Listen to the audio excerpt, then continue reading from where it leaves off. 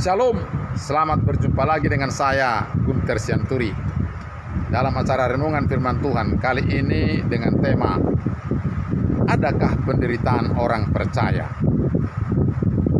Ada banyak orang yang berkata bahwa semakin dekat kepada Tuhan, maka penderitaan juga akan semakin banyak. Semakin dekat kepada Tuhan, maka setan tidak akan berhenti. Dia akan terus berusaha menyerang, karena kita sudah dekat kepada Tuhan. Sedangkan orang yang tidak dekat kepada Tuhan, katanya itu sudah milik setan, maka setan tidak mengganggu mereka lagi.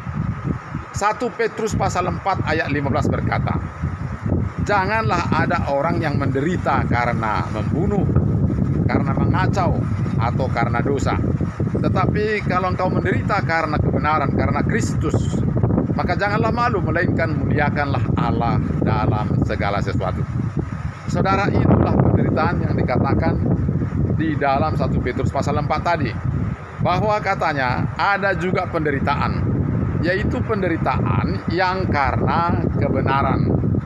Memang betul, Paulus juga menderita. Ketika ia sedang memberitakan Injil, maka ia dilempari orang. Ketika ia memberitakan Injil, maka pintu ditutup sehingga ia harus dikeluarkan dari kota itu dengan bakul. Saudara, itulah penderitaan bagi orang-orang percaya.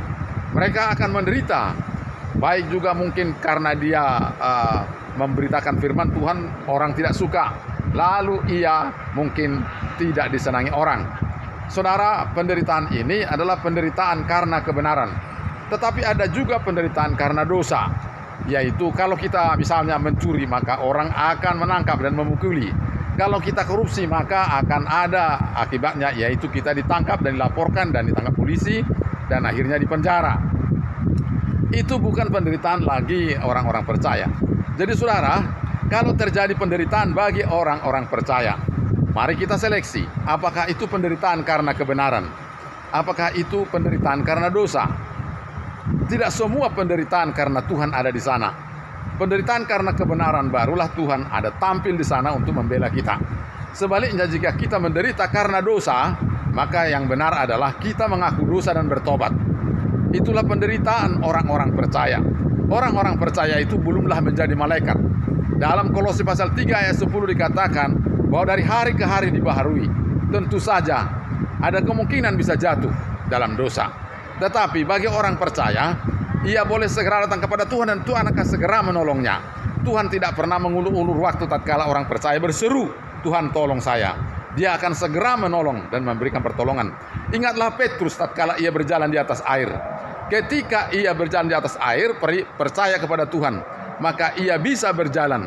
Tetapi ketika mungkin imannya sudah menurun, maka ia segera jatuh atau tenggelam. Tetapi seketika itu juga dia berseru dan Tuhan segera mengulurkan tangannya sehingga ia ditolong.